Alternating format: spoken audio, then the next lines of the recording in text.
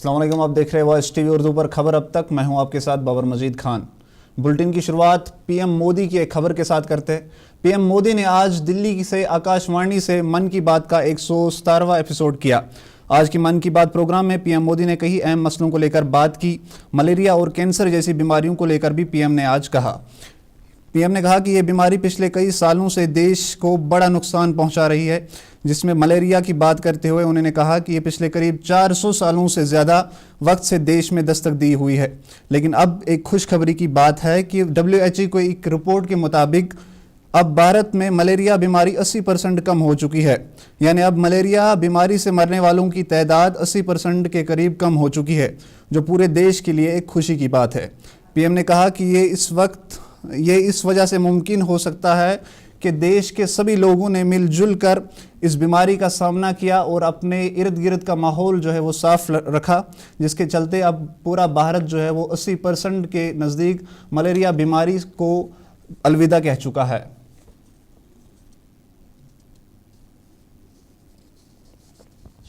विश्व का ध्यान आकर्षित कर रही है। इन्हें सुनकर आपको भी गर्व महसूस होगा। ये दोनों सफलताएं स्वास्थ्य के क्षेत्र में मिली हैं। पहली उपलब्धि मिली है मलेरिया से लड़ाई में। मलेरिया की बीमारी 4000 वर्षों से मानवता के लिए एक बड़ी चुनौती रही है। आजादी के समय भी यह हमारी सबसे बड़ी स्वास्थ्य चुनौतियों में से एक थी। 1 महीने से लेकर 5 साल तक के बच्चों की जान लेने वाली सभी संक्रामक बीमारियों में मलेरिया का तीसरा स्थान है। आज मैं संतोष से कह सकता हूं कि देशवासियों ने मिलकर इस चुनौती का दृढ़ता से मुकाबला किया है। विश्व स्वास्थ्य संगठन WHO की रिपोर्ट कहती है भारत में 2015 से 2023 के बीच मलेरिया के मामलों और इससे होने वाली मौतों में 80% की कमी आई है। यह कोई छोटी उपलब्धि नहीं है। सबसे सुखद बात यह है, यह सफलता जन जन की भागीदारी से मिली है। भारत के कोने कोने से, हर जिले से हर कोई इस अभियान का हिस्सा बना है। असम में जोरहाट के चाय बागानों में मलेरिया 4 साल पहले तक लोगों की चिंता की एक बड़ी वजह बना हुआ था, लेकिन जब इसके उन्मूलन के लिए चाय बागान में रहने वाले एकजुट हुए तो इसमें काफी हद तक सफलता मिलने लगी। अपने इस प्रयास में उन्होंने टेक्नोलॉजी के साथ साथ सोशल मीडिया का भी भरपूर इस्तेमाल किया है। इसी तरह हरियाणा के कुरुक्षेत्र जिले ने मलेरिया पर नियंत्रण के लिए बड़ा अच्छा मॉडल पेश किया। यहाँ मलेरिया की मॉनिटरिंग के लिए जन भागीदारी काफी सफल रही है। नुक्कड़ नाटक और रेडियो के जरिए ऐसे संदेशों पर जोर दिया गया जिससे मच्छरों की ब्रीडिंग कम करने में काफी मदद मिली है। देश भर में ऐसे प्रयासों से ही हम मलेरिया के खिलाफ जंग को और तेजी से आगे बढ़ा पाए हैं। आज इसके अलावा पीएम मोदी ने कैंसर जैसी बीमारी को लेकर भी बात की। पीएम ने कहा कि एक स्टडी के मुताबिक भारत ने अब कैंसर जैसी जानलेवा बीमारी को रोकने के लिए भी काफ़ी हद तक अपने हेल्थ सिस्टम को बेहतर बनाया है। पीएम मोदी ने कहा कि अब देश में कैंसर बीमारी का इलाज मरीजों को 30 दिन के ही अंदर मिलता है। इसके लिए सबसे बड़ा काम जो किया है वो आयुष्मान भारत योजना के जरिए हुआ है। उन्होंने कहा कि आयुष्मान भारत जैसी स्कीमों की वजह से अब गरीब लोगों को भी कैंसर जैसी बीमारी का इलाज वक्त पर मिल पाता है, जिसके लिए जो पहले एक नामुमकिन सी बात लगती थी। पीएम ने कहा कि आने वाले वक्त में हम मुल्क को कैंसर जैसी बीमारी से दूर रखने के लिए हम सबको एक साथ मिलकर आगे आना होगा और इस बीमारी के खिलाफ लड़ना होगा और अपने हेल्थ सिस्टम को ज़्यादा से ज़्यादा बेहतर बनाने पर हमें काम करना होगा। मशहूर मेडिकल जर्नल लैंसेट की स्टडी वाकई बहुत उम्मीद बढ़ाने वाली है। इस जर्नल के मुताबिक अब भारत में समय पर कैंसर का इलाज शुरू होने की संभावना काफी बढ़ गई है। समय पर इलाज का मतलब है कैंसर मरीज का ट्रीटमेंट 30 दिनों के भीतर ही शुरू हो जाना और इसमें बड़ी भूमिका निभाई है आयुष्मान भारत योजना ने। इस योजना की वजह से कैंसर के 90% मरीज समय पर अपना इलाज शुरू करा पाए हैं। ऐसा इसलिए हुआ है क्योंकि पहले पैसे के अभाव में गरीब मरीज कैंसर की जांच में, उसके इलाज से कतराते थे। अब आयुष्मान भारत योजना उनके लिए बड़ा संबल बनी है। अब वो आगे बढ़कर अपना इलाज कराने के लिए आ रहे हैं। आयुष्मान भारत योजना ने कैंसर के इलाज में आने वाली पैसों की परेशानी को काफी हद तक कम किया है। अच्छा ये भी है कि आज समय पर कैंसर के इलाज को लेकर लोग पहले से कहीं अधिक जागरूक हुए हैं। यह उपलब्धि जितनी हमारे हेल्थ केयर सिस्टम की है, डॉक्टरों, नर्सों और टेक्निकल स्टाफ की है, उतनी ही आप सभी मेरे नागरिक भाई बहनों की भी है। सबके प्रयास से कैंसर को हराने का संकल्प और मजबूत हुआ है। इस सफलता का क्रेडिट उन सभी को जाता है जिन्होंने जागरूकता फैलाने में अपना अहम योगदान दिया है। कैंसर से मुकाबले के लिए एक ही मंत्र है, अवेयरनेस, एक्शन और एश्योरेंस। अवेयरनेस यानी कैंसर और इसके लक्षणों के प्रति जागरूकता, एक्शन यानी समय पर जांच और इलाज, एश्योरेंस यानी मरीजों के लिए हर मदद उपलब्ध होने का विश्वास। आइए हम सब मिलकर कैंसर के खिलाफ इस लड़ाई को तेजी। डॉक्टर मनमोहन सिंह के आखिरी रसूमात को लेकर कांग्रेस लीडर और लोकसभा में leader of opposition Rahul Gandhi ने एक्स पर एक पोस्ट किया। राहुल गांधी ने इस पोस्ट में सरकार को घेरते हुए कहा कि आज तक जो भी देश के पीएम रहे हैं उन्हें मरने के बाद राजघाट पर उनकी आखिरी रसूमात पूरी की जाती थी, लेकिन ये बड़े ही दुख की बात है कि डॉक्टर मनमोहन सिंह जी को मरने के बाद बीजेपी सरकार ने बेइज्जती की। राहुल गांधी के मुताबिक बीजेपी सरकार ने डॉक्टर मनमोहन सिंह की आखिरी रसूमात राजघाट पर न करके जानबूझकर एक एक्स पीएम की बेइज्जती की। वही इस पर जवाब देते हुए बीजेपी के प्रेसिडेंट जेपी नड्डा ने एक प्रेस कॉन्फ्रेंस कर जवाब दिया। नड्डा ने कहा कि हमारी सरकार ने मनमोहन सिंह को बड़े ही इज्जत और एहतराम के साथ उनकी आखिरी रसूमात पूरी की, लेकिन ये कांग्रेस की आदत है, इनको एक बड़ा मुद्दा मिलना चाहिए। जेपी नड्डा ने कांग्रेस पर इल्जाम लगाते हुए कहा कि कांग्रेस पार्टी ने हमेशा डॉक्टर मनमोहन सिंह की बेइज्जती की, जो देश कभी भी नहीं भूल सकता।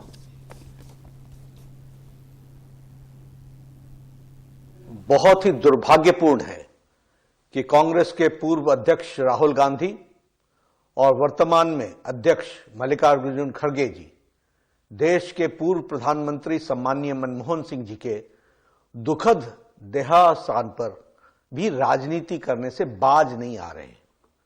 कांग्रेस के इस घटिया सोच के लिए जितनी भी निंदा की जाए वो कम है। कांग्रेस जिसने डॉक्टर मनमोहन सिंह को जीते जी कभी भी वास्तविक सम्मान नहीं दिया, अब उनके सम्मान के नाम पर राजनीति कर रहे हैं। यह वही कांग्रेस है जिसने पीएम मनमोहन सिंह जी को के ऊपर सुपर पीएम के रूप में मैडम सोनिया गांधी जी को बिठा करके पीएम पद की गरिमा को धूमिल किया, उसे नीचा दिखाया। यही नहीं, पीएम मनमोहन सिंह जी का अपमान जिस तरह से राहुल गांधी ने अध्यादेश ऑर्डिनेंस को फाड़ करके किया था, इसकी कोई दूसरी मिसाल नहीं दिखने को मिलती है। और आज वही राहुल गांधी पूर्व प्रधानमंत्री स्वर्गीय मनमोहन सिंह जी के मौत पर भी राजनीति कर रहे हैं। गांधी परिवार ने अपने परिवार को छोड़कर देश के किस बड़े नेता को सम्मान दिया है और न ही उनके साथ न्याय किया है, चाहे वह कांग्रेस पार्टी से हो या विपक्ष से हो, चाहे वो बाबा साहब अंबेडकर हों, देश के पहले राष्ट्रपति राजेंद्र बाबू हों, सरदार पटेल हों, लाल बहादुर शास्त्री जी हों या फिर पीवी नरसिम्हा राव जी हों, प्रणब दा हों, सीताराम केसरी जी हों, श्रद्धेय अटल बिहारी वाजपेयी जी हों, अन्य दूसरे किसी भी बड़े नेता को कांग्रेस और गांधी परिवार ने सदैव उनका अपमान किया है। कांग्रेस नेताओं और उनके समर्थकों ने तो श्रद्धेय अटल बिहारी वाजपेयी जी के देहावसान पर के बाद भी उनका अनवरत अपमान किया। इसके कई उदाहरण मौजूद हैं। पूर्व प्रधानमंत्री आदरणीय मनमोहन सिंह जी की समाधि के लिए आदरणीय प्रधानमंत्री श्री नरेंद्र मोदी जी के नेतृत्व में सरकार ने जगह भी दी और परिवार को सूचित भी किया है, फिर भी कांग्रेस झूठी खबरें फैला। ये वास्तव में बहुत ही दुर्भाग्यपूर्ण है। आप देख रहे खबर अब तक। यहाँ पे वक्त एक छोटे से ब्रेक का होता है, हम लौटते हैं ब्रेक के बाद। इस न्यू ईयर अपनी शाम को बनाइए और भी खास, सिर्फ Radisson collection hotel and spa, river front, Srinagar में 31 दिसंबर 2024 शाम 6 बजे से शुरू। यादगार शाम के लिए आइए, जहां मिलेगा soulful live music, high energy DJ और एक शानदार गाला डिनर। स्पेशल पैकेज में 5,500 प्लस 18% जीएसटी प्रति व्यक्ति। स्लॉट्स लिमिटेड हैं, आज ही बुक करें। नए साल का स्वागत करें स्टाइल और एलिगेंस के साथ। अपनी शाम को और भी शानदार बनाइए।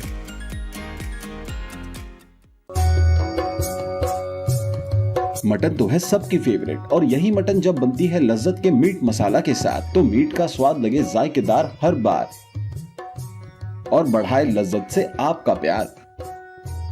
आज ही ले आइए लज्जत का मीट मसाला। बाथरूम की पाइप हो तो परेशानी, किचन की पाइप ब्लॉक हो तो परेशानी, ड्रेन भराई हो तो परेशानी, लेकिन अब हर परेशानी को करें बाय बाय। श्योरेट का ड्रेन क्लीनर अपने घर लाएं, जो करे बाथरूम, किचन और ड्रेन की पूरी सफाई और दे आपको हर परेशानी से बड़ी राहत। श्योरेट drain cleaner, surety for super hygiene. जो लाए तेजपन हर एक निवाले में, और मिर्च जो बनता है लज्जत के विश्वास और प्यार से।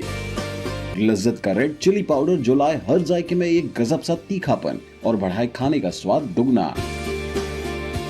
आज ही ले आइए लज्जत का रेड चिली पाउडर। कश्मीर की वादियां और भी खूबसूरत लगती हैं जब हाथों में होता है प्याला ब्लैक मस्ती चाय का। ताजगी ऐसी कि हर लबों पे मुस्कान लाए, कड़क इतनी कि हर सुबह बेहतर नहीं बेहतरीन हो जाए। कश्मीर के असली चाय के दीवाने पीते हैं सिर्फ ब्लैक मस्ती चाय, आप भी पीजिए। हल्दी जिसकी महक और जिसके पीलेपन की चमक, लाते हैं खेतों से सीधा आपके घर लज्जत का हल्दी पाउडर, जो बनता है बेहतरीन कूलिंग ग्राइंडिंग प्रोसेस से, जिसके खाने में जाते ही लोग उंगलियां चाट जाए। सुनहरा जैसे लज्जत और आपका अटूट विश्वास, लज्जत का हल्दी पाउडर। हल्दी जिसकी महक और जिसके पीलेपन की चमक। ब्रेक के बाद आपका फिर से स्वागत है।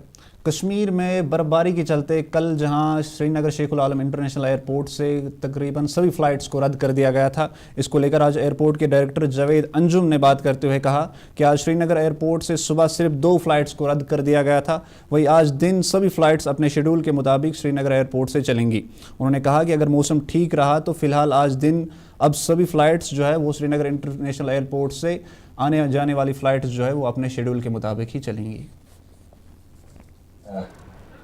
फ्लाइट्स रिज्यूम होना शुरू हो गई हैं। सुबह थोड़ा वेदर खराब था, हमारा आरवीआर तो ठीक था, लेकिन विजिबिलिटी थोड़ी कम थी, 400 मीटर से भी नीचे थोड़ा, और डेंस मिल्की फॉग थी, जिसकी वजह से फ्लाइट्स डाइवर्ट हुई थी 4 फ्लाइट्स। उनमें से फ्लाइट्स 2 कैंसिल हो गई ऑपरेशन की वजह से, और 2 वापस आ रही हैं। उसके अलावा हमारी आज जो टोटल 23 एडिशनल और फ्लाइट्स थी, वो नॉर्मली शेड्यूल्ड ऑपरेशन चल रहे हैं उनके, और वो सब आएंगी इंशाल्लाह। और एक additional flight air India express ने लगाई है शाम के लिए भी, इवन तो आज नोटन संडे था, लेकिन air force has allowed us to operate till 7 o'clock in the evening, जिसकी वजह से हमारे आई थिंक स्टैंडर्ड पैसेंजर का मेजर रश निकल जाना चाहिए। जो कैंसिलेशन हुए थे because of snowfall and bad weather, परसों दैट मीन्स 27 को 7। अब बात गुलमर्ग की करेंगे। सीईओ गुलमर्ग डेवलपमेंट अथॉरिटी ने आज गुलमर्ग का दौरा किया और वहां चल रहे कई कामकाज का जायजा लिया। इस दौरे में उनके साथ AD tourism Gulmarg, SDPO Gulmarg, gondola manager और पुलिस के कई सीनियर अफसर भी शामिल थे। इस दौरे में उन्होंने गुलमर्ग में टूरिस्ट को कोई दिक्कत ना आए और उन्हें हर सहूलियत सही वक्त पर मिले, इसके लिए जानकारी हासिल की। CEO Gulmarg development authority Tariq Hussain ने बात करते हुए कहा कि बर्फबारी गुलमर्ग के लिए एक बहार है। इसमें यहाँ ज़्यादा से ज़्यादा टूरिस्ट आए, इस पर हम अपनी काम और कोशिश लगातार जारी रखे हुए हैं। उन्होंने कहा कि टूरिस्ट को यहाँ रहने के अलावा सभी बाकी फैसिलिटीज़ हासिल हो, उसके लिए GDA लगातार अपनी कोशिश जारी रखी हुई है। का मौसम बहार बर्फ गिरने से मौसम बहार गुलमर्ग में आ चुका है और जिस बर्फ का इंतजार पूरे साल टूरिस्ट को रहता है, यहाँ के स्टेक होल्डर को रहता है, यहाँ के सर्विस प्रोवाइडर्स को रहता है, तो ये बर्फबारी होने से यहाँ की चहल पहल जो बढ़ गई, उसी सिलसिले में आज गुलमर्ग एडमिनिस्ट्रेशन एक दौरे पे निकल चुकी है, जो मुख्तलिफ जगहों का दौरा कर रही है, जिसमें अभी हम जो कंगडोरी का इलाका है, जो फेज फर्स्ट है हमारे गंडोला का, वहाँ हमने मुख्तलिफ स्टेक होल्डर, सर्विस प्रोवाइडर्स और टूरिस्ट से एक इंटरेक्शन किया और जो हमारा ट्रेड है उसकी रेगुलेशन की बात हुई और जो टूरिस्ट की ज़्यादा से ज़्यादा फैसिलिटेशन की बात हुई। उस सिलसिले में आज हमने यहाँ का जो पूरा जो हमारा एक खाका है उसको हम तैयार करने की कोशिश कर रहे हैं, ताकि जितना भी हमारा ट्रेड है, मुख्तलिफ किस्म का ट्रेड है, चाहे वो हमारा सलज वाला है, चाहे वो हमारे गाइड्स हैं या स्नो मोबाइल्स हैं या बाकी जो भी एक्टिविटीज है, गंडोला का भी हमने प्रॉपर एक दौरा किया, इसकी कैपेसिटी का हमने जायजा लिया। उसके अलावा यह हमारे आप जानते हैं कि स्कीयर्स जो आने वाले दिनों में जब हमारी बर्फबारी ज्यादा होगी तो यहाँ स्कीइंग का भी इंतजाम किया जाएगा। वहाँ पुलवामा में आज मैकेनिकल इंजीनियरिंग डिपार्टमेंट और R&B डिपार्टमेंट की तरफ से करीब 80% सड़कों से बर्फ हटाई गई है। इसको लेकर कुछ आम लोगों ने बात करते हुए कहा कि इसके लिए हम जिला एडमिनिस्ट्रेशन, मैकेनिकल इंजीनियरिंग डिपार्टमेंट और R&B का शुक्रिया करते हैं, जिन्होंने परसों से दिन रात काम करके ज़िले में लोगों की राहत के लिए सड़कों से बर्फ़ हटाई। वही EO म्यूनिसिपल काउंसिल ने बात करते हुए कहा कि सड़कों से बर्फ़, करीब 80% सड़कों से बर्फ़ हटाई गई है और जो बाकी बची हुई सड़कें अभी, उन पर भी बर्फ़ हटाने का काम फिलहाल हमारी तरफ से लगातार जारी है। कि जो ये ड्राई स्पेल चल रहा था, अल्लाह ताला ने रहमत बारां के साथ साथ जो ये स्नोफॉल हुआ, ये कश्मीर की इकनॉमी के लिए बहुत अच्छा है और ख़ासकर बागबानी के शोबे के लिए। तो यहाँ पे मैं ये ज़रूरी बताना चाहूँगा as a citizen of Pulwama and as a vice president of traders federation Pulwama, कि जो डिस्ट्रिक्ट एडमिनिस्ट्रेशन का रोल रहा या KPDCL PDD का, आपने देखा होगा पुलवामा के अंदर कंटिन्यूसली पावर सप्लाई को बहाल रखा गया और बर्फबारी के बाद जितने भी सारे मेन अहम शाहराएं बंद हो चुकी थी, उन पे स्नो क्लियरेंस का काम 24। हम पूरी रात हमारी टीम कंटिन्यू काम कर रही थी।